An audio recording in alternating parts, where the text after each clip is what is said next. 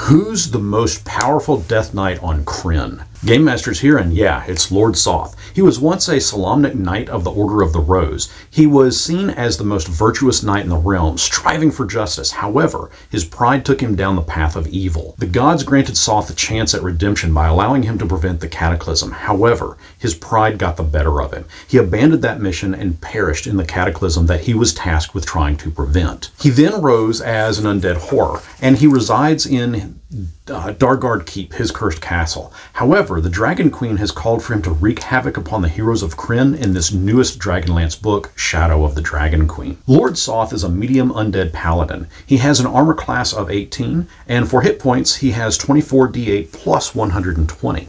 He has a strength of 22, his dexterity is 11, constitution is 20, intelligence is 12, wisdom is 16, and charisma is 20. He has damage immunities to necrotic and poison, and condition immunities to exhaustion, frightened and poisoned. He has a challenge rating of 19. Lord Soth has legendary resistance, magic resistance, and has unusual nature, meaning that he does not require air, food, drink, or sleep.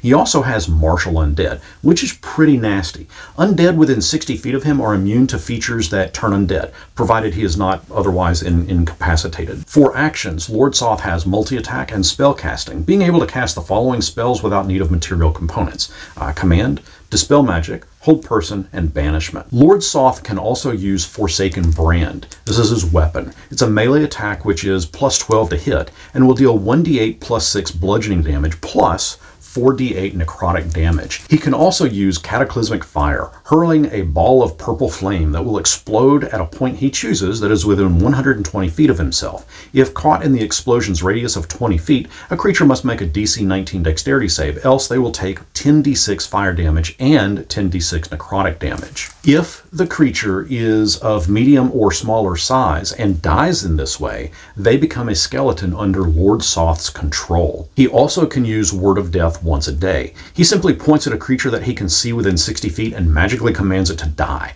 The target must make a 19 Constitution save, else it takes exactly 100 necrotic damage, and if this reduces its hit points to 0, yeah, it dies. Lord Soth has 3 legendary actions. He can either cast a spell, use Forsaken Brand, or use Implacable Maneuver. This maneuver allows Soth to move up to his speed or his mount speed without provoking opportunity attacks. If he lands in a space occupied by a creature, it must make a DC 20 saving throw, strength saving throw, else it is knocked prone. Lord Soth uses a death dragon as a mount, and of course that dragon has access to all its nasty stuff too, all of which is under Lord Soth's control. He is most certainly not someone I'd want to encounter as a player, and as a dungeon master, while I'm tempted to have him make an appearance, that might be a little too much for my players at this point. As mentioned, Lord Soth rides a death dragon, and if you'd like to see what the death dragon's stats are, check out this video next. Tell me down in the comments, what tactics would you use to try and defeat Lord Soth? He's got some powers that are fairly unique, but I already see 2 ways. Let me know what you come up with, and until next our paths cross, may you not cross paths with Lord Soth.